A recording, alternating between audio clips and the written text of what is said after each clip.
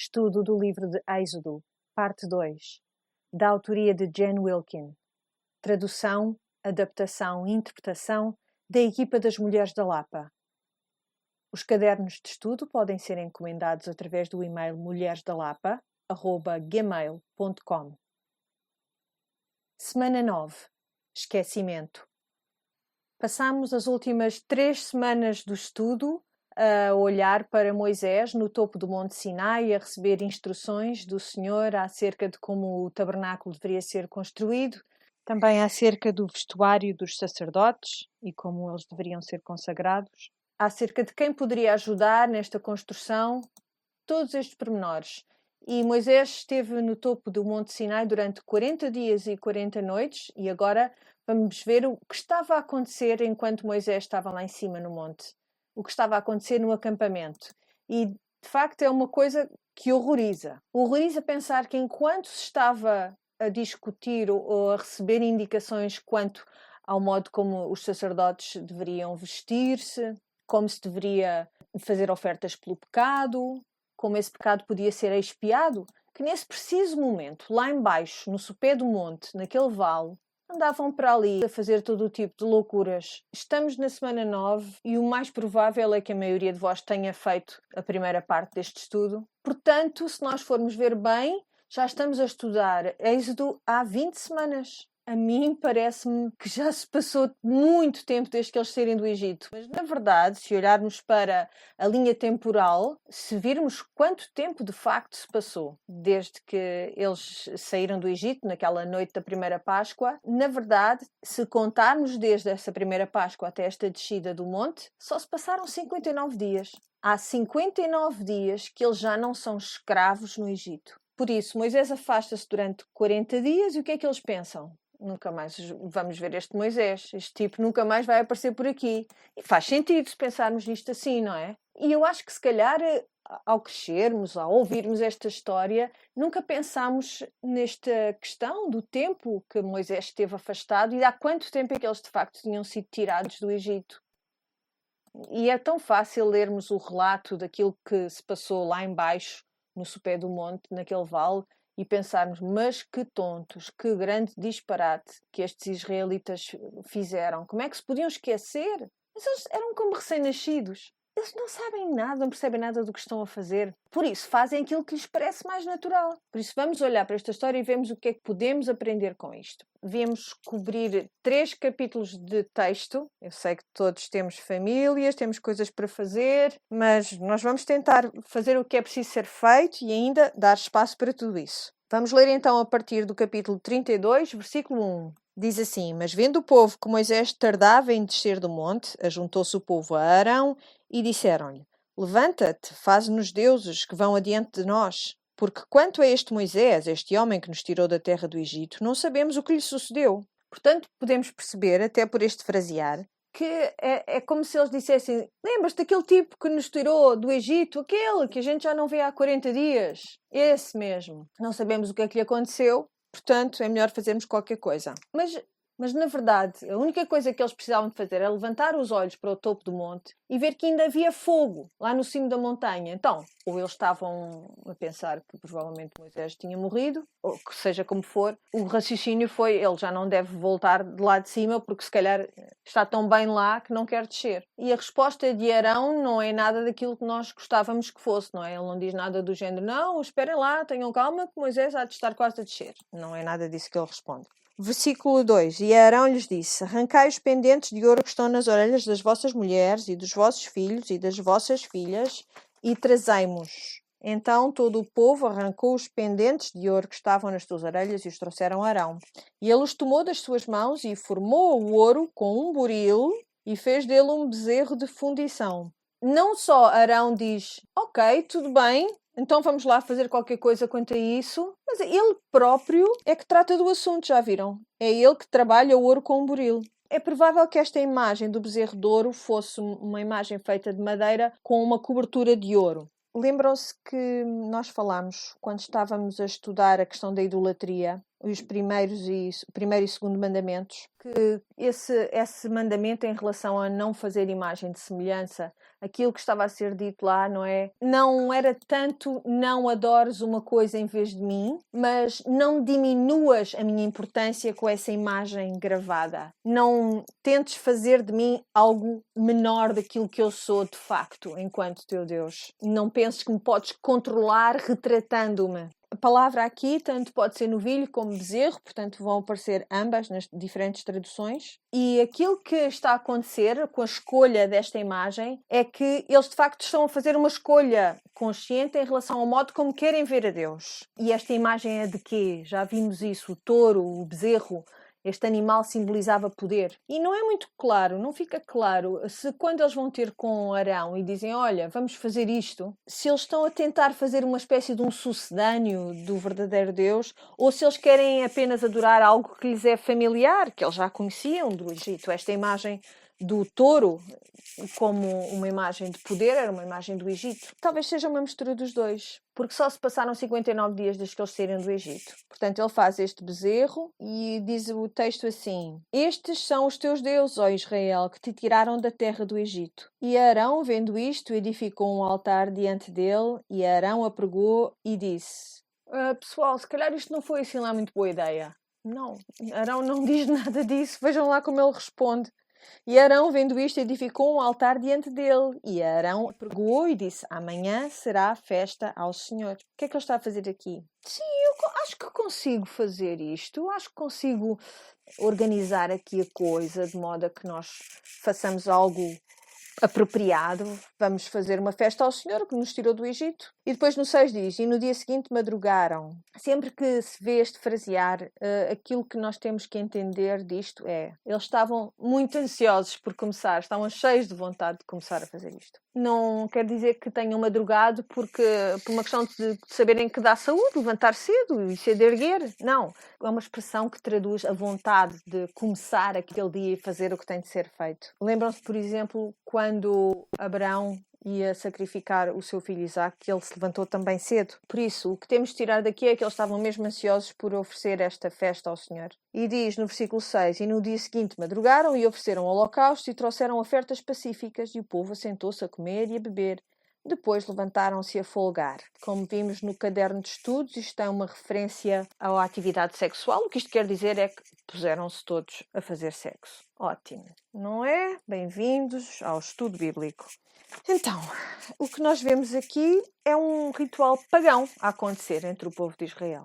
Voltamos ao texto, versículo 7. Então disse o Senhor a Moisés. Então Moisés ainda está lá em cima, no topo do monte, lembram-se? E Deus vê perfeitamente o que está a acontecer, claro, Moisés é que não. E diz o Senhor: vai, desce, porque o teu povo que fizeste subir do Egito se tem corrompido. E depressa se tem desviado do caminho que eu lhes tinha ordenado. Fizeram para si um bezerro de fundição, e perante ele se inclinaram e sacrificaram-lhe e disseram: estes são os teus deuses, ó Israel, que te tiraram da terra do Egito. Estão a ver como a informação que Deus tem a respeito do nosso pecado é mesmo ao detalhe, é extremamente precisa. Ele vê tudo ao pormenor. Não há aqui enganos. Faz-me lembrar como os miúdos são manhosos. Se calhar são só os meus, não sei. Mas eles conseguem ser muito manhosos. Quando fizeram alguma asneira, conseguem sempre arranjar maneira de esconder o mais possível a asneira que fizeram. Conseguem esconder o saco dos M&M's se estiverem a comê-los e não for suposto. Conseguem sempre arranjar uma maneira qualquer de esconderem a asneira que estão a fazer. E o que eu lhes digo sempre é: olha, até pode ser que tu me consigas enganar, mas a Deus não enganas de certeza.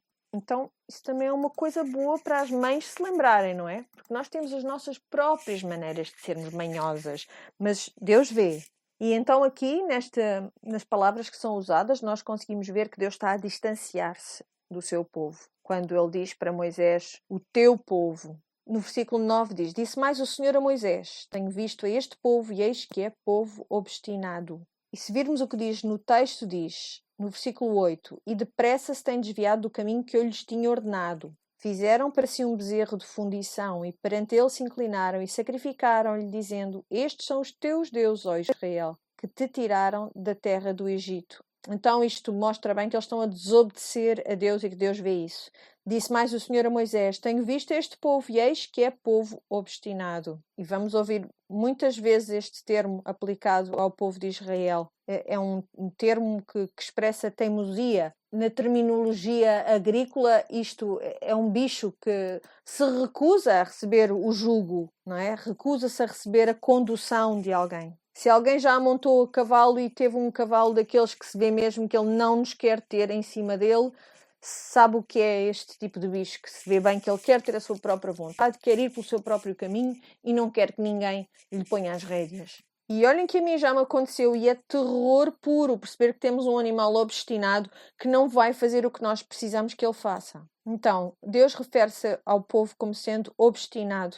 Portanto, como sendo um animal que nós não conseguimos que faça aquilo que precisamos que ele faça. E diz no versículo 10, Agora, pois, deixa-me que o meu furor se acenda contra eles e os consuma, e eu farei de ti uma grande nação. Oh, Deus está a dizer, olha, deixa-me em paz, deixa-me fazer aquilo que eu tenho de fazer, vou acabar com eles, e a partir de ti eu vou fazer uma grande nação. Mas a eles eu vou acabar com eles. E eu pedi no caderno de estudos que pensassem um pouquinho sobre isto. Será que Deus ia mudar de ideias? Estava a mudar de ideias aqui em relação ao seu plano? Porque já lá em Gênesis nós tínhamos a promessa que Deus deixou de que o Messias ia sair da tribo de Judá. Moisés de que tribo é?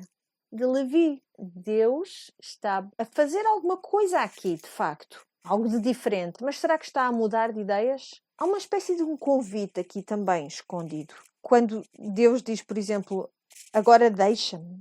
O que é que ele quer dizer com isto? Há uma espécie de um espaço que se abre, como se Deus dissesse a Moisés: vais deixar-me em paz ou não? Será que me vais deixar em paz para que eu mate todos os outros? Para que eu possa consumi-los? E que faça de ti uma grande nação? Por isso, quando Moisés ouve estas palavras, ele vai pensar: espera lá, não foi isto que tu disseste que ias fazer, Senhor? Isto é um teste para Moisés. Lembram-se em Gênesis, na história de Abraão, quando Deus diz que vai destruir Sodoma e Gomorra, o que é que faz Abraão? Ele intercede a favor de Sodoma e Gomorra e começa neste diálogo com Deus. E se houver estes justos, este número justo, e outro número vai reduzindo o número de justos, e Deus vai-lhe dizendo que sim, conforme ele vai reduzindo esse número de justos. Então é algo semelhante aqui que se está a passar. Ele está a ser convidado a um diálogo com Deus. É como se Deus estivesse a colocar-lhe esta pergunta: é isto que tu queres que eu faça? É uma pergunta muito importante para Moisés responder. E de facto ele vai ter que responder muitas vezes esta pergunta daqui para a frente, porque a sua relação com este povo obstinado era de facto uma relação complicada. Então vamos ver o que é que vai fazer Moisés com isto. Lembrem-se que ele já tinha estado numa situação semelhante antes. Lembram-se quando Moisés teve aquela aparição, a visão da sarça ardente, quando Deus lhe surgiu nessa sarça, falou com ele e também há uma argumentação. Moisés estava constantemente a dizer a Deus: mas quem sou eu para me pedires para fazer isto? Quem sou eu para conseguir fazer estas coisas? E Deus estava sempre a dizer: preciso que intercedas pelo meu povo, que sejas o meu mediador, preciso que sejas tu. E Moisés sempre a dizer: não posso ser eu, não sou eu, não pode ser, não deve ser eu. Lembram-se desse argumento, dessa argumentação, dessa discussão? Diz assim no 11: Porém Moisés suplicou ao Senhor seu Deus e disse: Ó Senhor, porque se acende o teu furor contra o teu povo, que tu tiraste da terra do Egito com grande força e com forte mão. Então ele restabelece essa intimidade entre Deus e o seu povo e essa relação, ele trá-la de novo à conversa, essa relação entre Deus e o seu povo. Porque hão de falar os egípcios, versículo 12, dizendo: para mal os tirou, para matá-los nos montes e para destruí-los da face da terra? Lembram-se no livro de Êxodo porque é que Deus disse que ia trazer as pragas sobre aquela terra? E porque é que Deus iria livrar o seu povo? Foi exatamente para que o Egito soubesse que ele era o único Deus. Então, basicamente, o que é que Moisés está a dizer aqui? Tu querias que o Egito soubesse quem tu eras? E agora fazes isto? Então o que é que isso lhes vai dizer acerca de quem tu és, de facto? Moisés sabe que isto seria inconsistente com o caráter de Deus. Fazer algo assim, como Deus está a propor aqui a Moisés. E então diz a Deus: torna-te da ira do teu furor e arrepende-te deste mal contra o teu povo. Lembra-te de Abraão, de Isaque e de Israel, os teus servos, aos quais por ti mesmo tens jurado, e lhes disseste: multiplicarei a vossa semente como as estrelas dos céus, e darei à vossa semente toda esta terra de que tenho dito, para que a possuam por herança eternamente. Então, basicamente, ele apela a essa promessa que já tinha sido dada a Abraão, no momento em que essa aliança foi celebrada entre Deus e Abraão. E esta promessa, de facto, já se tinha concretizado, já se tinha realizado, quando houve aquela grande multiplicação de israelitas na terra do Egito, no tempo de servidão. Por isso, basicamente, Moisés está a dizer: tu disseste que ias fazer isto. Houve uma realização parcial, sabemos que isso já aconteceu, mas tu disseste que ias fazer isto. Se tu arrasares com eles, se acabares com eles agora, o que é que isso vai dizer acerca de ti? Acerca de ti como Deus que faz promessas. E no versículo 14, então o Senhor arrependeu-se do mal que dissera que havia de fazer ao seu povo. Deus não muda de ideias. Deus está a conduzir Moisés através de um exercício. Tu és a pessoa que se aproximou daquela sarça ardente? Ou tu és a pessoa que se encontrou comigo no topo do Monte Sinai? Ele está a fazê-lo pensar em todas as mudanças também que o próprio Moisés sofreu, porque ele passou o homem diferente que ele é agora. Um homem que agora percebe, que vê que ele é de facto o mediador entre Deus e o povo e que tem um papel a desempenhar. E vamos ver até que ponto é que ele é esse mediador daqui a pouco. Versículo 15. E voltou Moisés e desceu do monte com as 2 tábuas do testemunho na sua mão. Vejam bem o detalhe. Tábuas escritas de ambas as bandas. De uma e de outra banda estavam escritas. E aquelas tábuas eram obra de Deus. Também a escritura era a mesma escritura de Deus, esculpida nas tábuas. Não sei se já alguma de vocês tentou esculpir alguma coisa na pedra. Demora um certo tempo. E se pensarmos na aliança, iria demorar mesmo muito tempo a esculpi-la, a gravá-la na pedra. E, portanto, por causa desse tempo que demoraria a produzir essas tábuas, teria também o seu valor. Era algo que exigia muito esforço. Tinha também valor por causa daquilo que estava lá escrito, claro. E vimos como estas tábuas eram documentos legais. Como nos tempos antigos, quando se fazia uma aliança com alguém, guardava-se uma cópia dessa aliança e pôr-se-ia essa aliança no lugar seguro, neste caso dentro do tabernáculo, e estávamos responsabilizados, tornados responsáveis por cumprir a nossa parte daquela aliança, daquele acordo. E aqui vemos que Moisés era suposto levar estas cópias, as 2 cópias da aliança, até ao povo, e que depois de construírem o tabernáculo, estas cópias, e há muitos estudiosos que acreditam que ambas as cópias, porque eram 2 tábuas ou 2 placas, por ser uma a cópia da outra, as 2 teriam de ser guardadas no tabernáculo. Não se tratava aqui de uma pessoa levar uma cópia a outra, como é hoje em dia nos contratos, por exemplo. Mas ambas seriam guardadas no santuário. Porquê? Porque Deus é aquele que inicia essa aliança e Deus é aquele que a mantém.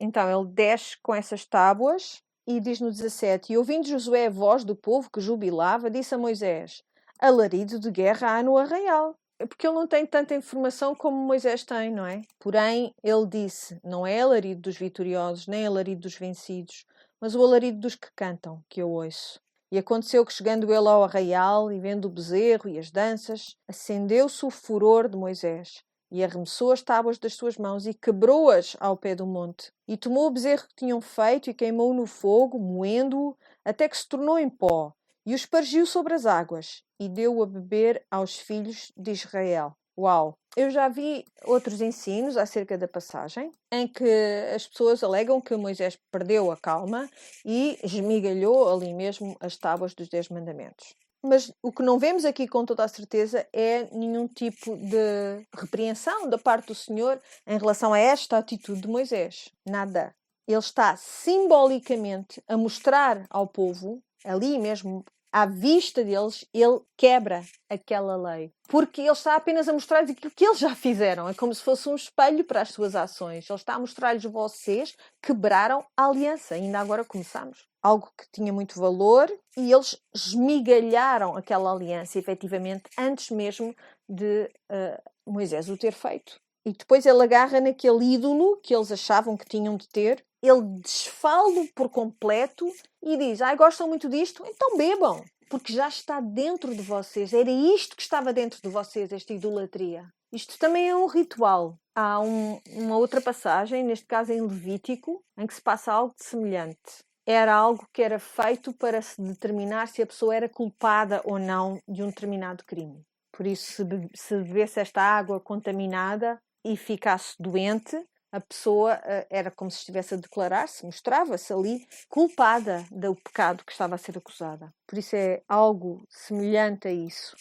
Eu vejo isto bastante como sendo, como se Moisés lhes dissesse: bebam lá essa porcaria de que tanto gostam. O que é interessante acerca desta ideia de idolatria aqui é que é uma imagem tão boa acerca da forma como nós lidamos com a idolatria. E eu sei que muitos de nós quebramos o primeiro mandamento e colocamos claramente muitas coisas diante de Deus, à frente de Deus. Mas eu penso que nesta cultura em que nós estamos hoje em dia, eu acho que é muito mais comum nós dizermos: não, eu quero Deus, sim, mas quero Deus e esta outra coisa. É aí que nós acrescentamos coisas a Deus e adaptamos Deus à imagem que nós queremos ter dele. Fazemos uma imagem que é muito inferior, de facto, à que Deus é, mas é aquela que nos convém. Eu gosto muito destas coisas todas, estes pormenores todos acerca de Deus. Ele soa-me lindamente, acho que é um Deus espetacular e é uma boa adição à minha vida, sem dúvida nenhuma. Mas para além dele, eu quero ter segurança financeira e Deus. Quero ter beleza física e Deus. Quero que os outros gostem de mim e quero também Deus. Há mil maneiras de perceber como isto é algo de facto que nós fazemos. Quero estar constantemente entretida e também quero Deus. Então fazemos de algo que é menos que Deus um ídolo para nós. E ligamos essa coisa assim vagamente ao nosso entendimento de Deus, como algo que nós pensamos: isto também é espetacular, eu devia juntar isto àquilo que eu sei sobre Deus. Mas tudo aquilo que tu tentes adicionar a Deus diminui a tua compreensão de Deus. Moisés não queria ter nada a ver com este tipo de coisa. E no seu furor, ele arremessa as tábuas da lei e derrete, destrói este bezerro de ouro. Mas ele não acabou de fazer aquilo que tem de fazer, diz aqui no 21. E Moisés disse a Arão: que te tem feito este povo, que sobre ele trouxeste tamanho pecado? E vejam que ele está a pôr a responsabilidade sobre Arão. Eu dei-te este povo para tu cuidares e foi isto que tu fizeste? É como se ele dissesse: mas o que é que pensavas que eles iam fazer se tu lhes dás rédea solta? Um bebê com 59 dias, o que é que ele vai fazer? Que te tem feito este povo que sobre ele trouxeste também pecado? Eles obrigaram-te, eles ameaçaram-te. O que é que eles te fizeram? Como é que isto pôde acontecer? Tenho a certeza que tu não irias concordar com esta festança que estavam para aqui a fazer. E diz no versículo 22, então disse a Arão. Reparem como fala Arão: não se acenda a ira do meu senhor. Está todo, não é? Cheio de salamaleques para com Moisés. Tu sabes que este povo é inclinado ao mal. E eles me disseram: faz-nos deuses que vão adiante de nós, porque não sabemos que sucedeu este Moisés, este homem que nos tirou da terra do Egito. Então, ele está a dizer a verdade e depois junta a isso algo que não é a verdade. Diz no 24, então eu lhes disse: quem tem ouro arranque-o, e deram-me, e lancei-o no fogo, e saiu este bezerro. Uau, milagre! Eu não sei o que aconteceu. Foi assim uma coisa, puf, mágica. Saiu este bezerro. Por esta altura já nos dá vontade, mas é de lançar fogo a Arão. Nós sabemos depois, mais tarde na narrativa, que a única razão pela qual Arão foi poupado foi porque Moisés, de facto, intercedeu por ele. Mas porquê? Este homem, a gente viera livrar-se dele. Mas Moisés sabe que ele vai precisar de ajuda. Versículo 25. E vendo Moisés que o povo estava despido, porque Arão o havia despido para vergonha entre os seus inimigos, pôs-se em pé Moisés na porta do arraial e disse: quem é do Senhor, venha a mim. Então, isto é uma chamada para a amnistia. Não é uma coisa de quem é que não participou na asneira que foi feita aqui. Esta chamada é mesmo no sentido de: vocês fizeram porcaria, mas quem é que está pronto a arrepender-se? Venham e fiquem aqui perante mim. E o que é que acontece? Então se ajuntaram a ele todos os filhos de Levi e disse-lhes: assim diz o Senhor, e estes são os que vão ser ordenados, consagrados como sacerdotes. E disse-lhes: assim diz o Senhor, o Deus de Israel. Portanto, isto é uma chamada profética. Assim diz o Senhor. Cada um ponha a sua espada sobre a coxa, e passai e tornai pelo arraial de porta em porta, e mate cada um a seu irmão, e cada um a seu amigo, e cada um a seu próximo. Os filhos de Levi fizeram conforme à palavra de Moisés, e caíram do povo naquele dia uns 3.000 homens. Porquanto Moisés tinha dito: consagrai hoje as vossas mãos ao Senhor, porquanto cada um será contra o seu filho e contra o seu irmão, e isto para ele vos dar hoje bênção. Uau! Quando lemos isto, pensamos: mas como é que este é o Deus que eu conheço? O que é que se passa para aqui? Que confusão! Lembram-se de quantas pessoas saíram naquele êxodo do Egito? 600.000 homens. Por isso, o que eu proponho é que tu vejas esta passagem, desta narrativa, como um exercício de misericórdia. Só morreram 3.000 de uma comunidade de 600.000 homens, que podem bem ter chegado, em mulheres e crianças, aos 2 milhões de pessoas. Então, em 2 milhões de pessoas, só 3.000 foram castigados deste modo. E isto envia uma mensagem. Então, eles foram ao acampamento e quem quer que ainda estivesse naquele mesmo modo de rebeldia, de desobediência, apesar de Moisés ter feito todas estas coisas para lhes mostrar a extensão, a gravidade das suas ações, aqueles que ainda estavam claramente em rebelião, esses tiveram de ser mortos. Sabem como Jesus fala acerca disto no Novo Testamento? Se a tua mão direita te ofende, corta-a. Se o teu olho direito te ofende, arranca-o. Quanto é que tu odeias o pecado? E será que Jesus estava a dizer-nos para literalmente nos aleijarmos? Não. Ele quis que nós aprendêssemos com essa história que o preço pelo pecado desta magnitude é muito alto. É alto demais. Que o destino da nação de Israel está em jogo quando este tipo de rebelião acontece e não é castigada, não é corrigida. Então o facto de só 3.000 terem morrido é espantoso. E o facto destes sacerdotes serem consagrados através da expressão de sangue, também conseguimos fazer a ligação com este derrame de sangue do qual eles foram agentes, não é? Estes sacerdotes. E é de facto, é uma história extraordinária e chocante, sem dúvida. Versículo 30. E aconteceu que no dia seguinte Moisés disse ao povo: vós pecastes grande pecado, agora porém subirei ao Senhor. Porventura farei propiciação pelo vosso pecado. Vê o que está a acontecer aqui? Livrámos-nos daqueles que eram rebeldes, declarados, não estavam dispostos ao arrependimento. E mesmo assim temos um problema de pecado. Houve um pecado que foi cometido e esse problema persiste. Então, aqui deveríamos ter levantado as orelhinhas, porque há alguma coisa aqui de especial a acontecer. Versículo 31. Assim tornou Moisés ao Senhor e disse: ora, este povo pecou pecado grande, fazendo para si deuses de ouro. Agora, pois, perdoa o seu pecado. E depois há esta pausa, como se ele não conseguisse completar esta frase. É quase como se ele nem se atrevesse a perguntar, a pedir: se tu puderes fazê-lo, perdoa o seu pecado. Pois ele diz: se não, risca-me, peço-te, do teu livro que tens escrito. Vem o que é que está aqui a acontecer. Senhor, leva-me a mim em vez deles, risca-me a mim do teu livro para que eles possam viver. Moisés, o mediador, diz: a minha vida pela vida deles. Claramente a apontar-nos para a obra futura de Cristo. Mas este não é um sacrifício sem pecado. Então disse o Senhor a Moisés, versículo 33, aquele que pecar contra mim, a este riscarei-o do meu livro. Vai, pois, agora, conduz este povo para onde te tenho dito. Eis que o meu anjo irá adiante de ti. Porém, no dia da minha visitação, visitarei neles o seu pecado. Assim feriu o Senhor o povo, porquanto fizeram o bezerro que Arão tinha feito. Não sabemos quando é que esta praga aconteceu, não sabemos se isto é uma referência às suas tribulações posteriores, quando eles estiveram no deserto durante 40 anos. Na verdade, não importa. O que importa é perceber que nenhum pecado fica por castigar. E é aqui que eu e tu temos de entender o que significa. O que significa o facto de nós dizermos que a nova aliança é melhor do que a antiga aliança. Porquê? Porque cada pecado que tu alguma vez cometeste receberá o seu castigo. O castigo que merece. Mas não és tu que vais pagar. Cristo carregou a pena do teu pecado porque Ele é o mediador de uma melhor aliança. Jesus diz em João 15:13, não há maior amor do que dar a vida pelos seus amigos. Moisés estava disposto, mas ele não era o sacrifício adequado para Deus, mas estava disposto. E o Senhor agradou-se disto. É isto que vemos nestes capítulos, que Israel estava entregue a fazer disparates e a desobedecer à esquerda e à direita, e Moisés, em contraste disso, ele queria obedecer, sempre.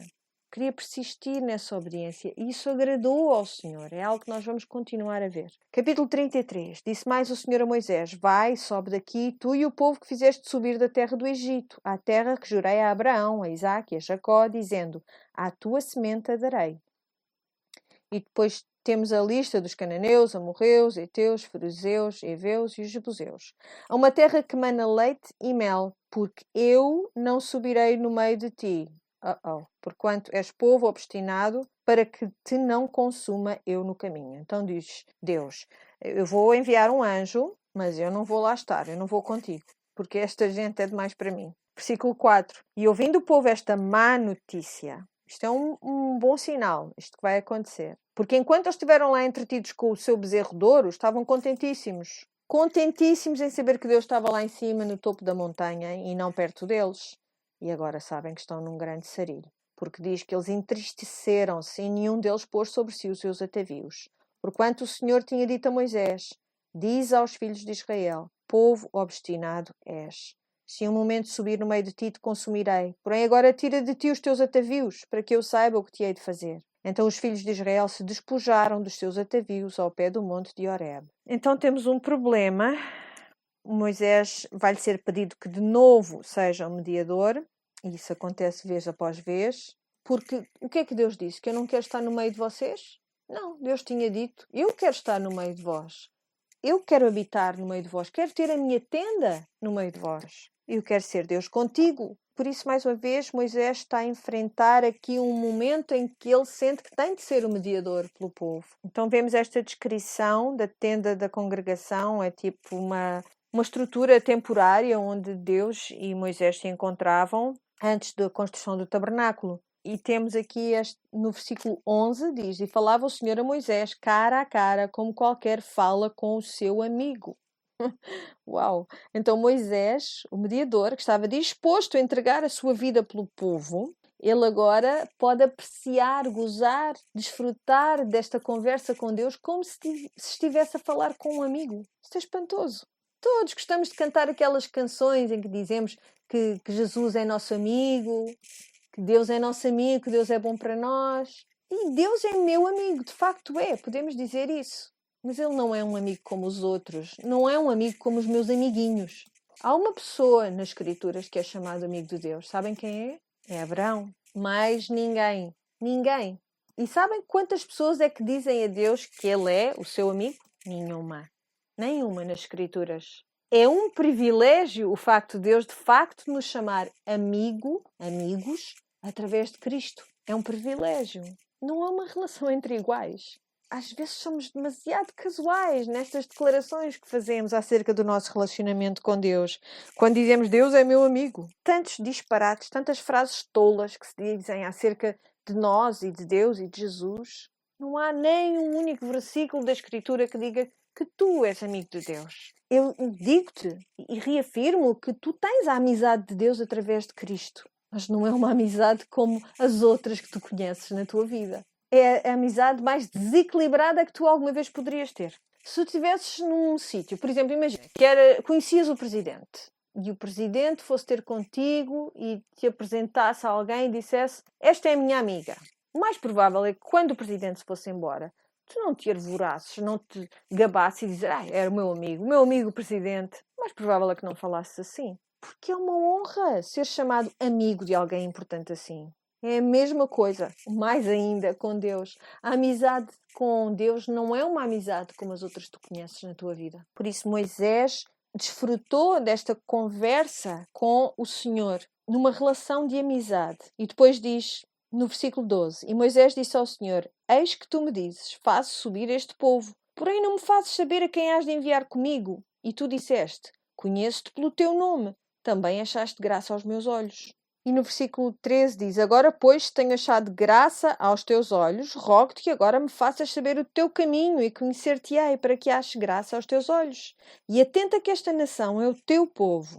Veem como ele está constantemente a ligar estes pronomes. Disse, pois, versículo 14, irá a minha presença contigo para te fazer descansar. Então disse-lhe, se a tua presença não for conosco, não nos faças subir daqui. É como se Moisés dissesse, eu não me mexo daqui, se tu não vais connosco, eu não saio daqui. Como, pois, se saberá agora que tenho achado graça aos teus olhos, eu e teu povo? Acaso não é por andares tu conosco e separados seremos, eu e o teu povo, de todo o povo que há sobre a face da terra? E Moisés está a dizer, tu és um Deus que está perto. Tu és diferente de qualquer outro Deus e nós somos o teu povo, diferente de qualquer outro povo.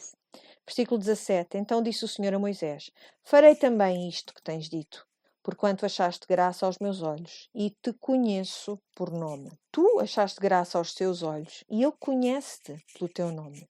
Tu és a obra de Cristo. Versículo 18. Então ele disse: Rogo-te que me mostres a tua glória. Porém ele disse: Eu farei passar toda a minha bondade por diante de ti, e apregoarei o nome do Senhor diante de ti. E terei misericórdia de quem eu tiver misericórdia, e me compadecerei de quem me compadecer. E disse mais: Não poderás ver a minha face, porquanto homem nenhum verá a minha face e viverá. Disse mais o Senhor: Eis aqui um lugar junto a mim, ali te porás sobre a penha.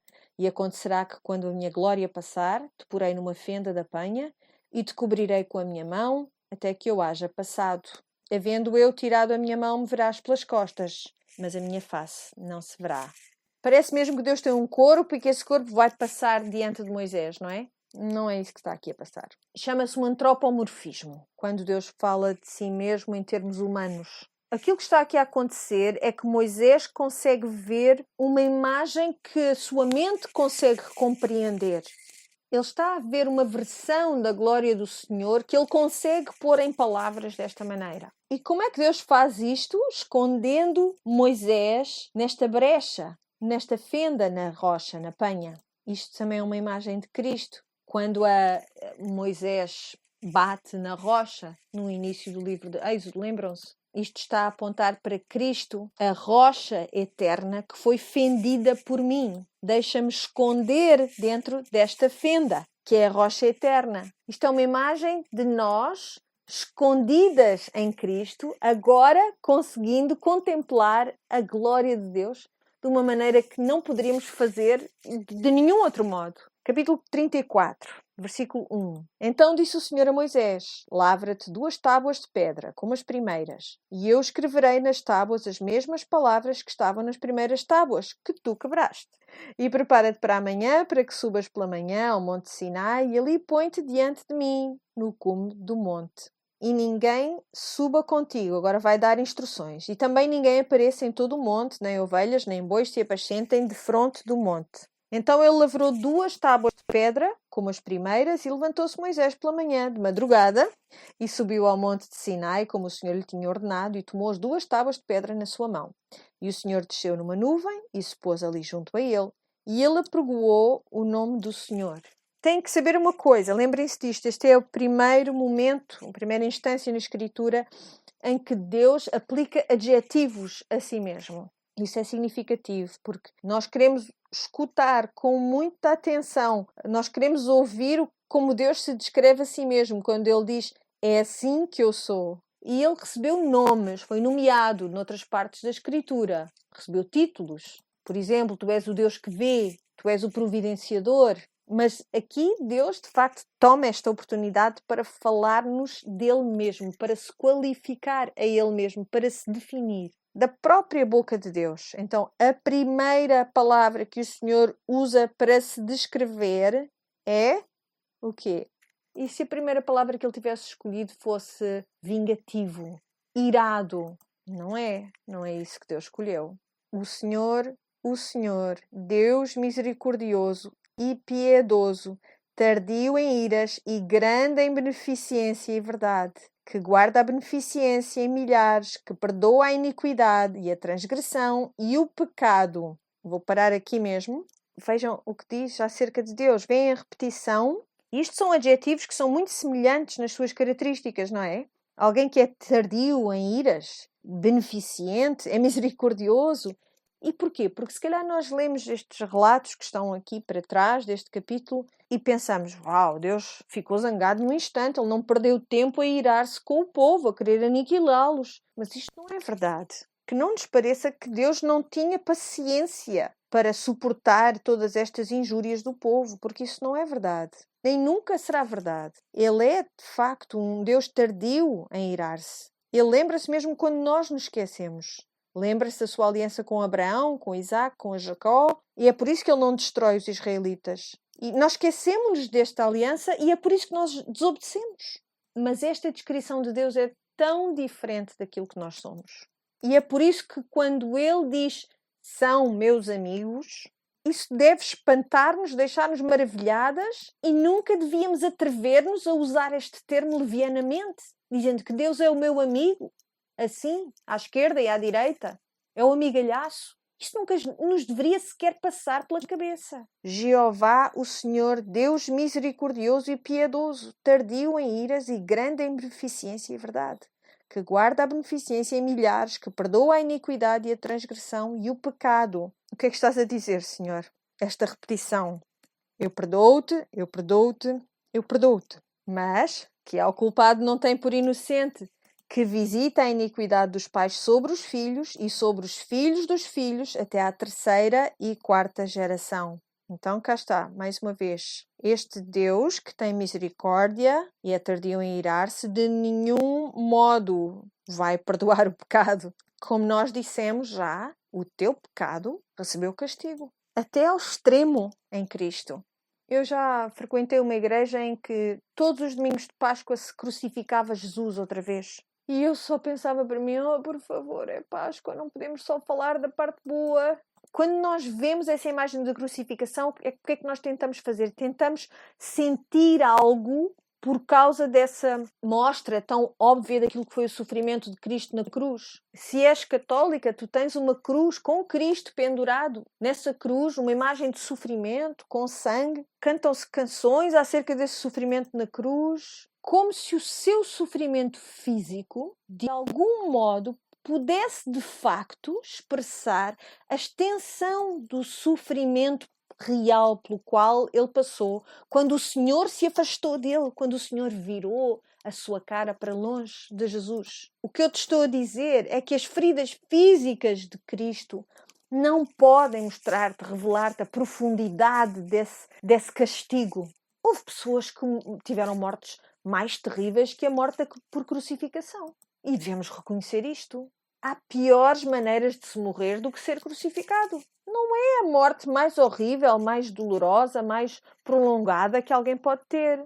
A razão pela qual ele morreu numa cruz foi para ser público, para que toda a gente pudesse ver e atestar que o homem de facto morreu naquela cruz. Mas o sofrimento verdadeiro que ele suportou, isso nós não conseguimos calcular. O pecado nunca fica sem castigo. Claro, o aspecto físico desse sofrimento, do castigo do pecado, é o suficiente para nos deixar horrorizadas. Mas temos que ir para além disto. Temos que ir para além disso e perceber se é por aí que nós ficamos, nós não entendemos a extensão do castigo que Jesus recebeu. Se olhamos para a cruz e dizemos, não, isso é demais, é porque não compreendemos a gravidade do pecado. Vamos voltar ao texto. Depois de Deus declarar quem Ele é, diz no versículo 8, e Moisés apressou-se, inclinou a cabeça à terra e encurvou-se, e disse, Senhor, se agora tenho achado graça aos teus olhos, vá agora o Senhor no meio de nós, porque este é povo obstinado, porém perdoa a nossa iniquidade e o nosso pecado e toma-nos pela tua herança. Mais uma vez ele está a interceder pelo povo e o Senhor concorda em ir com eles. Depois temos a renovação da aliança. Vamos percorrer esta secção rapidamente. Então Moisés intercede mais uma vez pelo povo e o Senhor concorda então em ir com eles. Depois temos a renovação da aliança. Vamos cobrir esta secção muito rapidamente. Mas vão notar que há uma reiteração muito cuidadosa de certas partes da aliança que talvez pareçam mais relevantes para a história neste momento. Muita conversa sobre ídolos, idolatria e os perigos que esse tipo de coisa carrega. Vamos ao versículo 27 e diz assim, disse mais o Senhor a Moisés, escreve estas palavras porque conforme ao teor destas palavras tenho feito concerto contigo e com Israel. Esteve ali com o Senhor 40 dias e 40 noites, não comeu pão, nem bebeu água e escreveu nas tábuas as palavras do concerto, os 10 mandamentos. Então Moisés desce do Monte Sinai e aconteceu qualquer coisa com Moisés. De repente o seu rosto está brilhante, está resplandecente. Então o que é que está a acontecer? Ele está a refletir a glória do Senhor. Aquela glória que ele pôde testemunhar na presença de Deus. E as pessoas ficam ofuscadas e pedem, por favor, cobre isso. Nós não conseguimos olhar para ti. Diz que a pele do seu rosto resplandecia, no versículo 30, pelo que temeram de chegar-se a ele. E no 31, então Moisés os chamou, e a Arão e todos os príncipes da consagração tornaram a ele, e Moisés lhes falou. Depois chegaram também todos os filhos de Israel, e ele lhes ordenou tudo o que o Senhor falara com ele no monte Sinai. Assim acabou Moisés de falar com eles, e tinha posto um véu sobre o seu rosto, porque era muito difícil para as pessoas olharem para ele sequer. Eu leio isto e lembro-me daquele episódio em que Pedro estava no barco, quando Jesus lhes disse para atirarem de novo as redes, e eles enchem as redes de peixe, e de repente, quando Pedro olha para Jesus, ele percebe que é Deus. O que é que faz Pedro? Qual é a reação de Pedro? Lembram-se, ele diz, Senhor, eu sou um pecador. Ele tem essa reação de, como se disse, cobre-te, como eles disseram para Moisés. Uau, de repente fez-se luz, não é? Ele percebeu, tu és Deus, eu não consigo, eu não posso olhar para ti, eu sou um homem pecador.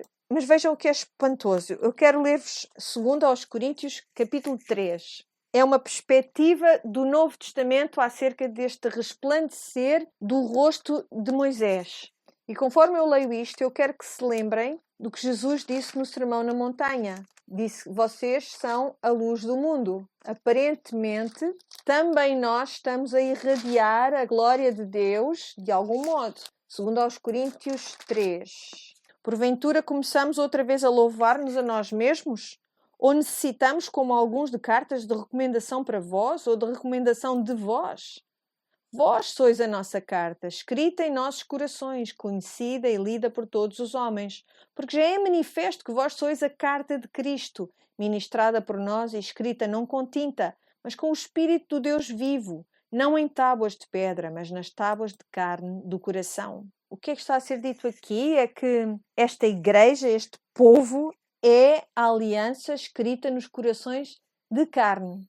No versículo 4, e é por Cristo que temos tal confiança em Deus. Não que sejamos capazes por nós de pensar alguma coisa como de nós mesmos, mas a nossa capacidade vem de Deus, o qual nos fez também capazes de ser ministros de um novo testamento, uma nova aliança, não da letra, mas do Espírito, porque a letra mata e o Espírito vivifica. E se o ministério da morte, gravado com letras em pedras, pensem em todos aqueles animais mortos, vez após vez. Se o ministério da morte, gravado com letras em pedras, veio em glória, de maneira que os filhos de Israel não podiam fitar os olhos na face de Moisés por causa da glória do seu rosto, a qual era transitória, não ia durar para sempre, como não será de maior glória o ministério do Espírito? Porque se o ministério da condenação foi glorioso, muito mais excederá em glória o ministério da justiça. Porque também o que foi glorificado nesta parte não foi glorificado por causa desta excelente glória. Porque se o que era transitório foi para glória, muito mais é em glória o que permanece. Tendo, pois, tal esperança, usamos de muita ousadia no falar, e não somos como Moisés, que punha um véu sobre a sua face para que os filhos de Israel não olhassem firmemente para o fim daquilo que era transitório. Mas os seus sentidos foram endurecidos, porque até hoje o mesmo véu está por levantar na lição do Velho Testamento, o qual foi por Cristo abolido. E até hoje, quando é lido Moisés, o véu está posto sobre o coração deles. Está a falar dos judeus. Mas quando se converterem ao Senhor, então o véu se tirará. Ora, o Senhor é Espírito, e onde está o Espírito do Senhor, aí há liberdade. Não voltem ao jugo da servidão, não é o que ele está a dizer? Mas todos nós, com cara descoberta, refletindo como um espelho a glória do Senhor, somos transformados de glória em glória, na mesma imagem, como pelo Espírito do Senhor. A razão pela qual Moisés está a brilhar é porque ele de facto está a tomar a aparência de Deus, está a ser transformado e, portanto, também nós. E agora no capítulo 4 de 2 Coríntios. Pelo que, tendo este ministério segundo a misericórdia que nos foi feita, não desfalecemos. Antes rejeitamos as coisas que por vergonha se ocultam, não andando com astúcia nem falsificando a palavra de Deus, e assim nos recomendamos à consciência de todo o homem na presença de Deus pela manifestação da verdade. Mas, se ainda o nosso Evangelho está encoberto, para os que se perdem está encoberto, nos quais o Deus deste século cegou os entendimentos dos incrédulos, para que não lhes resplandeça a luz do Evangelho da glória de Cristo, que é a imagem de Deus. Porque não nos pregamos a nós mesmos, mas a Cristo Jesus, o Senhor. E nós mesmos somos vossos servos por amor de Jesus. Porque Deus, que disse que das trevas resplandecesse a luz, é quem resplandeceu em nossos corações, para a iluminação do conhecimento da glória de Deus na face de Jesus Cristo. É espantoso isto, não é? Em Cristo habitou por completo a presença de Deus. Se tu conheces a Cristo, tu já contemplaste a glória de Deus. E agora tu irradias essa glória ao mundo à tua volta de um modo que só um crente pode fazer. Porquê? Porque Deus falou para a escuridão que estava no teu coração e disse: faça-se luz, e tornaste-te uma nova criação. Já alguma vez estiveste perto de alguém que não gostava de estar perto de ti? Esse véu estava ainda à frente dos seus olhos. As pessoas que ainda têm o véu a cobrir os seus olhos não gostam da luz. Incomoda-as. Se ninguém se incomoda com a tua presença, talvez devas preocupar-te com isso. Mas se caminhamos na luz assim como Ele está na luz, nós temos comunhão com Ele, temos comunhão uns com os outros. Fomos chamados para ser mediadores de uma nova e melhor aliança, para ser luz num mundo de escuridão. Assim como a face de Moisés era difícil de ser contemplada, assim também devemos tornar-nos nisto também, num mundo cheio de escuridão. E aqueles que forem atraídos para essa luz, eles chegar-se-ão a essa luz. Então, ao caminhares na tua vida, lembra-te disto. Quando aquela pedra foi rolada daquele buraco, daquela brecha na rocha onde o corpo de Jesus tinha estado, não havia lá nada. Havia uma nova luz. Havia uma aliança que tinha sido ratificada por completo. E tu és o portador dessa aliança. E que o nosso rosto possa também irradiar essa luz, para que o mundo à nossa volta não seja nunca mais o mesmo. Vamos orar. Pai do céu, nós damos-te graças por este grande mistério. Nós não sabemos como podemos irradiar a tua glória. Damos-te graças por nos teres escondido em Cristo, para que nós possamos ser capazes de ver Cristo a ser revelado. Ajuda-nos a entender o que é esta expiação. Ajuda-nos a entender que Moisés não era suficiente para expiar os pecados do povo de Israel. Só havia um mediador, um sacrifício perfeito. E ele venceu a morte. Que nós possamos irradiar as boas notícias de uma melhor aliança. Nós pedimos-te estas coisas no nome de Jesus. Amém.